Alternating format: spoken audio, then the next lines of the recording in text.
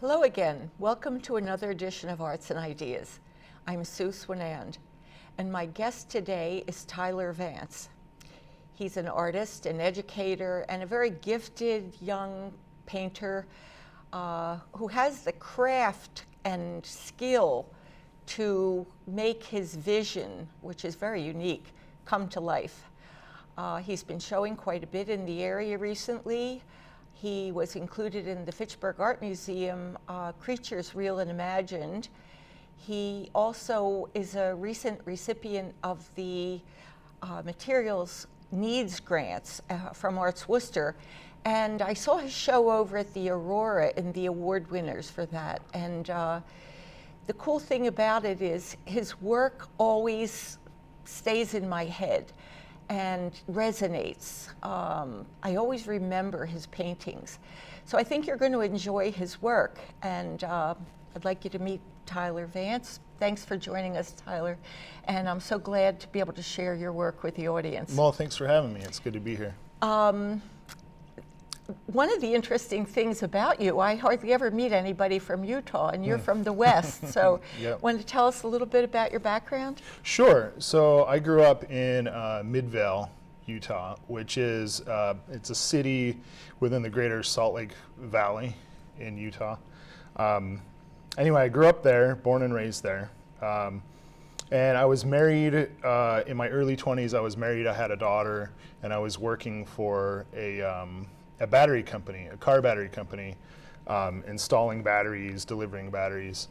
And with encouragement from my wife, I quit that job and I went back to a school full time to get a BFA. I always drew. I always did art in one way or another, and I wanted to go back and pursue that. So with the help from my wife, we made that happen. Wonderful to have that kind of encouragement Yeah, and it support. really was, yeah. But you were always doing art as a kid and thinking about it and wanting it and liking it, but not really knowing how to go about it. Right. That's a problem for a lot of young people, I think. Then you got your MFA too. I did. So immediately following my BFA from the University of Utah in Salt Lake City, we moved to Logan, Utah, which is about an hour and a half north of Salt Lake City. And that's the home of Utah State University. And I went to grad school there, and 3 years later got my MFA in 2009 in painting and drawing. Let's start with the Thesis Project that you did, because that's just monumental. Oh, thanks. And it's called Monument, so that's it is. It is, and that's appropriate. But anyway, with my Thesis Project, I really felt like I really started to come into my own voice. I really started to develop an iconography of what I was doing. Grad school, in fact, all of my academic career, including grad school, was frustrating for me. I had a really hard time getting anything to stick, making anything work. And it wasn't until the actual... You mean like a consistent idea? Is that what you say? Well, you mean when you say that? Sure, sort of. It was because, I had sort of an overarching theme, but I was trying to manifest that in different ways that just my professors weren't getting it. I wasn't really developing it well enough. And so it was a frustrating time for me. And it wasn't until I started my thesis project, which was my last semester. I locked the doors of my studio, didn't talk to... You got this whole thing done in one semester? It was 3 months actually that I finished it. I did have an assistant who was a sculpture major she was getting a BFA. And she was kind enough, I approached her and said, hey, would you want to work for free? And she said, sure. So she came in twice a week for a couple of hours and did a lot of the dirty work of the carving and the surfacing and that kind of thing. Well, this piece actually straddles many different kinds of work. It's installation work. Sure. It's really sculpture as well. But then the drawings are critical in the as well. So I wanted to ask you about that. Did you ever consider doing sculpture as a major? I didn't. Sculpture is, so I took a couple of sculpture classes when I was in grad school, but mainly it was for buttressing my image making, my 2D stuff, my drawings and my paintings. Presentation became a big part of what I was doing, not just the image itself. I've always wanted to have a painting come across as more of an object in and of itself, rather than an image, rather than a snapshot or a window onto something.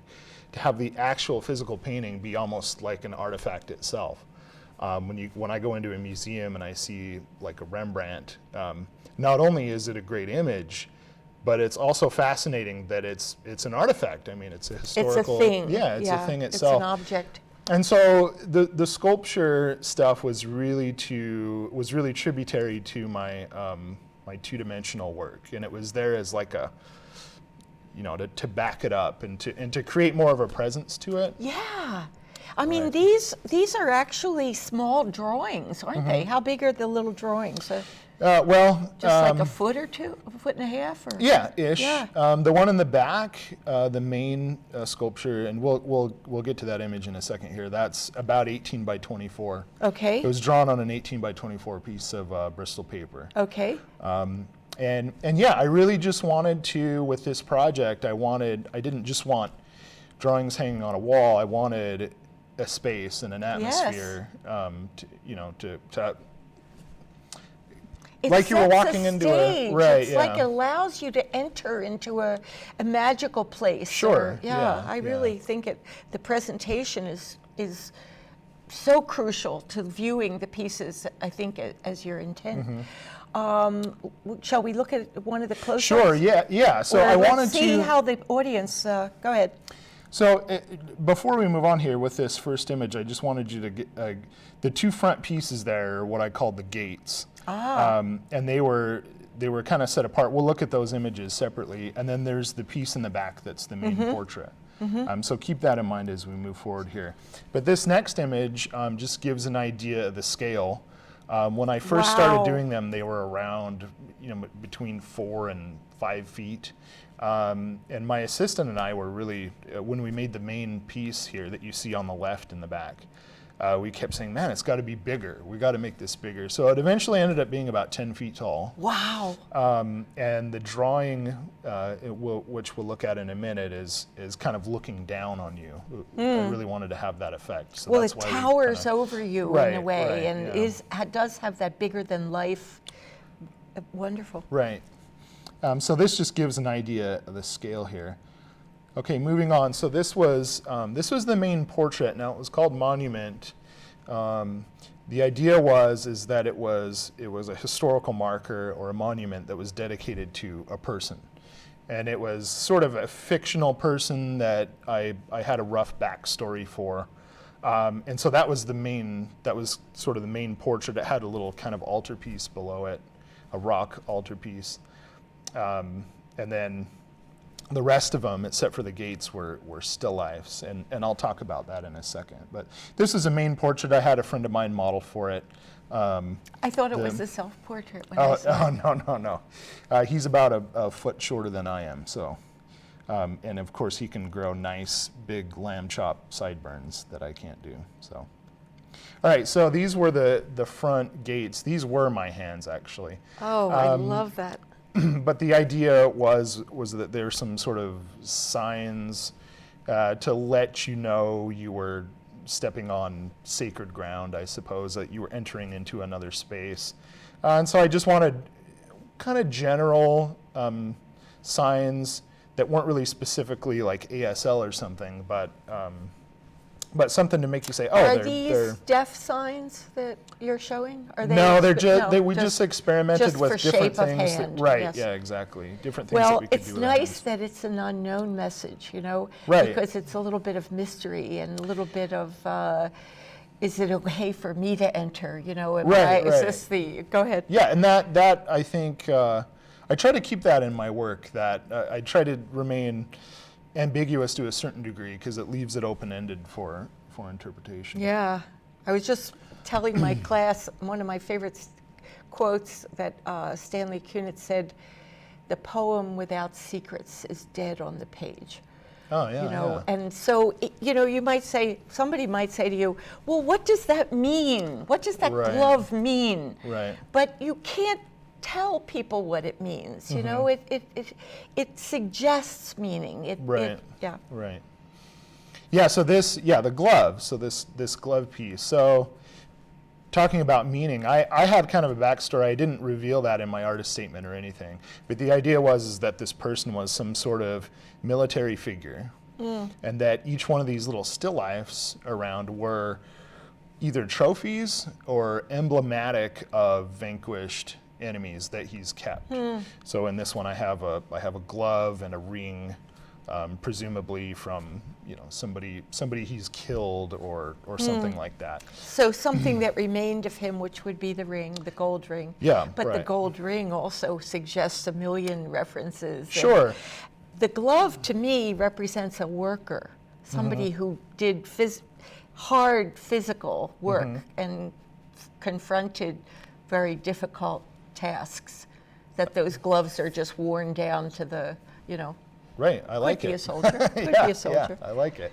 Yeah. Yeah, and you know, that's why I try to leave it open-ended, because it can Exactly. bring up all these other ideas. Yeah. All right, moving on here. So, So your work, in a way, is literary in that, or narrative, as in that you create a narrative in your mind Sure. to propel you forward. Sure, right. But the narrative is open for the Right. viewer to participate and create their own narrative. exactly, right. Okay. So, okay, so we're moving on to this little painting. So just to preface this, after, my thesis show was all drawings, right? There were no paintings. My last couple of years in grad school, I got really frustrated with painting, another frustration, to the point where I gave it up. Every painting I was doing was getting progressively worse, not better. So yeah, so I ditched painting for the time being, and I just focused on drawing. Well, after getting my MFA, I thought to myself, well, I have an MFA in painting and drawing. I should probably learn how to paint now. So I went back come to on. so I went back to painting, and I took a period of a couple of years of just doing really simple exercises and simple still lifes to really, you know, to really build up my chops as far as painting goes, until I could really get back into what I And wanted to to get do. your way of expressing form and your way of, Right, exactly. You know, before we go on to that, though, I wanted to ask you about the material of those monumental pieces. Sure. You want to move because, back here? Oops. Because they really, they look like they weigh 1,000 pounds each. So what are they made of? Yeah, they were made of styrofoam. So down the street from where I was living was a furniture place, and I would go get the okay from the warehouse workers in the back and dumpster dive into the dumpster to get and bring home carloads of bring to my studio carloads of styrofoam. And then I would glue the pieces together in a rough shape, and then we would carve them down. And With a saw? various tools, or bare hands, knives, putty knives. So the idea was to make them look beaten and worn. Right. and- We'd shape them and sort of rough them up, and then they were painted with an acrylic cement patch that you would just get at Lowe's or Home Depot. Excuse me. And surface them up with that, and then paint them further to really try to bring out texture. What I wanted to bring out was, the reason I wanted to talk about that was because I think that the whole reference to stone in your work, like even the realistic paintings that you call still lifes, the idea that they feel like stone, they feel like artifacts, they Right. feel like something that would endure. And I think the whole reference to stone, and in this case, the recreation of stone, really, it Right. would be pretty difficult Right. to make those out of real stone. Well, to be honest, the fabrication of these really informed the way I painted stone later. Yeah, I think that had that's a the lot point. to do with it, right? I think so. It's kind of Yeah. interesting that one was sculptural and the other was painted. But I kind of consider the way I paint now to be almost a sculptural process. I mean, we can talk about that as we get into the Okay, let's look into at some of the other paintings. things. And so anyway, this was a small painting, but after one Thanksgiving, my mother-in-law bought a huge turkey, grass-fed turkey that was, I don't know, 35 and you boiled pounds or the something. bones. Well, when they were cleaning off the carcass, I said, keep that, I want to paint it. And so I kept the remains in my studio over the winter and did various paintings. I'll move on to this one here that's called Reincarnate. I wanted this idea that these remains are being animated again. And it looks like a stage set, like a ballet or kind something. of, yeah. You know, the way the lighting is kind of theatrical and the way these figures are leaping across the stage, Right, you know, it definitely reincarnates them into a new life. Yeah, that kind of drama, that stage drama is what I was looking for. Like you're witnessing the incantation, you know, of a spell or something. Yeah. Okay, this one's called Ascension. Again, it's the next series I have here are pieces that were in a show I did, a solo show I did in Loudonville, New York, when I was a visiting artist there for Siena College. And anyway, this is from that group. It was called Magic and Artifact because I was really trying to, you know, I was going for that Neolithic pagan ritual. Yeah.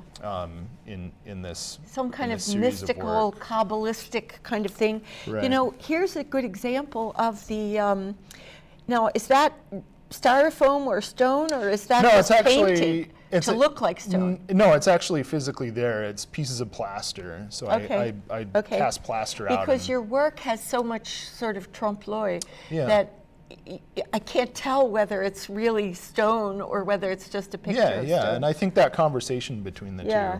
two, 3D Beautiful. and 2D is. I love the way, again, the dance, the leaves sort of arabesque and flow across the painting, and so they have that very theatrical look, but that dramatic lighting, which I want to ask you about too. But also I want the audience to notice the circles in these, which I think are very important, and we'll talk about that more if you. Sure, yeah. I mean, we'll talk about the. This one is called Fallen Right. It's from the same series. It was purchased by a fellow artist in Worcester, actually. So I was really happy about that. But again, the same thing with sort of the, you know, almost a cultish sort of ritual. Yeah, there's happening. feeling of altar. There's a feeling. It's all. Would you say antiquity? And do you Sure. have a love for the study of history? And Yeah, I do. Yeah. Both real history and you know, fictional histories. I grew up with fantasy and science fiction, so. And cultural and ritual and all right. of those kinds of histories. The idea is that these are old things or dead things or have died and are now kind of resurrected as a revered object. Which seem to have great meaning, and we're not sure why. You know, I was going to say, does the next one have a circle too? It does, yeah. Yeah.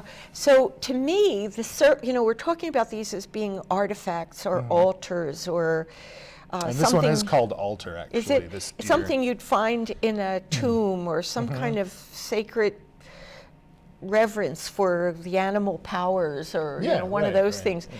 But also the circle seems to impose man's intellectual side onto that animal power, onto that organic world of artifact and stone and bone. Then all of a sudden you throw in this perfect geometric circle, and it implies man being present in his thoughts about, you know, understanding the big issues and the difficult questions, and it implies something eternal to me, that circle. Yeah, one of the great things about having a conversation like this is that I'm thinking along those lines. I wouldn't word it the same way, but I'm really happy that that you're getting that out of it, because Yeah. the idea for me is that okay, I have these objects. I wanted some indication that a person had a purpose there. Yes. And the circle has actually came about as me not liking my signature. I really hated my signature. And so I wouldn't sign my work. And if art collectors will tell you that you should never do that. But Should never do what? Not to sign. You should always sign I your know. work. I always get post requests saying, would you Right. sign this? I come in and sign this. You Right, know? right, yep. Yeah. But anyway, the circle, so it was partly that, partly kind of a magical rune, and partly it referenced art history. Some apocryphal stories talk about artists proving their craft by being able to paint a perfect circle freehand. Oh, yeah. Giotto, I believe, Yes. was one of them, did Yeah. that very thing by painting a perfect circle. These are not freehand. Yeah, I'm sure. But you see, that's the point. The mechanicalness of it Right. implies another realm of civilization. Right, yeah. A different level. Also, the execution of the little sphere is something that it seems to be cosmic, or Sure, yeah, like a sort of a little mini planet going on there. which yeah. implies bigger concepts and questions. Let's move on. I'm afraid we're not going to get to the end. So this is the piece that was in the Fitchburg Art Museum that was selected for that show. And this is called The High Priest Presides. Same idea. I was using this piece that they had on loan, that Arts Worcester had on loan from the Fitchburg Art Museum. Yes. And the way I set it up made this really look like this ram's head was overlooking what was going on and presiding over what was happening. So anyway, we'll move on here. This is called Earth Shall Pass. This was just a small painting I did that's actually showing currently right now in the Mormon History, what is it called? The Mormon History Museum in Salt Lake City. Oh. They have an international show that they do every 3 years. And I entered this, and surprisingly Excellent. it got in. Excellent. Yeah, I'm really Excellent. happy about that. Well, it seems to address those big issues about what one believes or how one relates to the universe, or, so. Yeah, it's really it's mortality and immortality Yeah. is kind of a, And what is passing and what is immutable and eternal. Exactly, yeah. Yeah. And that's kind of the idea. We better move on. Yeah, we I'm better afraid. move on here. Oh, I love that one. So these individual leaves, this one I painted for a friend, and it really got me on this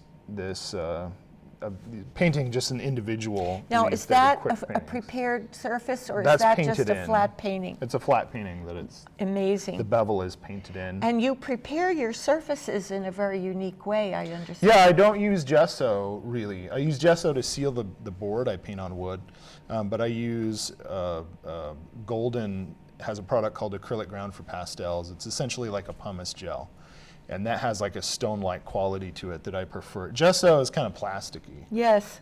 So a couple of little leaf paintings again on that same. But that's something about the artifact idea, is that the painting itself has this Sure. thingness of being Exactly. stone Right, and right. enduring forever. Right. I love it.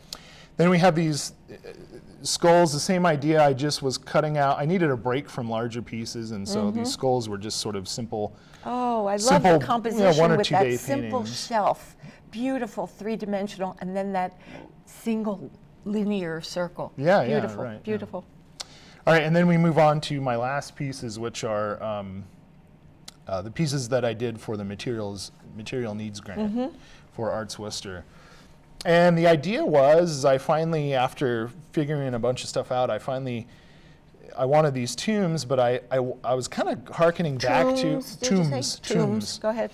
And actually, tombs is kind of a misnomer. They're more like reliquaries or shrines or something like that.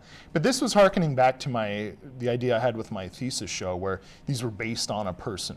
Now So that's a flat thing, isn't it? it's a flat image. But right. you would swear that you could pick up the third panel and take it away. Yeah, I and wanted sit down that. in that little cove. And, Yeah, I wanted that immediacy of it, looking like it was there in front of you. And so I was going to do 4. I ended up just doing 2. I'm continuing to do the other the other two. But they eventually became sort of portraits of each member of my family. I thought if I was going to make characters, I should make them base them on real people. So this was actually my son's tomb. And this detail here was a piece of origami that he folded that I tried to make look like beat the surface copper. is so cool. It really, really looks like torn down buildings and cement and rust and really beautiful surface. Yeah, and then here's another detail shot. Again, because this was kind of a nod to my son, there's a little Lego piece that's under that hand there because he's into Legos. And then here was the second tomb I did. I saw that, and boy, I couldn't stop looking at it. Oh wow! Yeah, the mystery of that light around the corner. Yeah, yeah. It really draws you into this secret place. Right, and I was debating whether to show the light source or not. I ended up not showing it because I kind of liked that mystery better. Yeah. But same idea. These artifacts are in here to kind of loosely base on a person and trying to figure out who that person was. And there's a detail shot. Beautiful. There's some writing up here that didn't really. Yeah. That's a little faint. I wanted to keep it that way. Yeah. But we need to wrap it. So any more? No, that's it. Oh, that's all. Perfect. Perfect. Yeah, we got through the last half. This is so beautiful. The way you use the warm and the cool. And thanks. It's just lovely. Yeah. And so simple, but yet it retains so much interest, even with so little there. I just wanted to ask you where people can get in touch with you to see more of your work. Or? Sure. I have a website that's a little bit wordy. It'd be great if we could put that on the screen, but it's Tyler R. Vance. That middle initial is good to put in there. .daportfolio.com. Yeah, if you just look up Tyler Vance artist, he'll come up. You could Google and it. you can see a lot more of his work. And any other shows coming up? I have the one in the painting hanging in Salt Lake City. I have a faculty show right now at Ascension College that's probably going to come down soon. And then on November 5th and 6th, I'm teaching a workshop on using multiple sources in a painting. And that's going to be in Belchertown, in an old church that's converted into an art space. Anyway, that's November 5th and 6th, 2015. Okay. Yeah. And you can probably see his work in the future over at Arts Worcester. They have a lot of member shows, he's an active member there. Well, I think that's all we have time for today, I'm so sorry to say. But I really enjoyed seeing your work, Tyler, and thanks for joining us. Yeah, thank you. I appreciate your time. Yeah. And I hope to see you again another time for another issue of Arts and Ideas.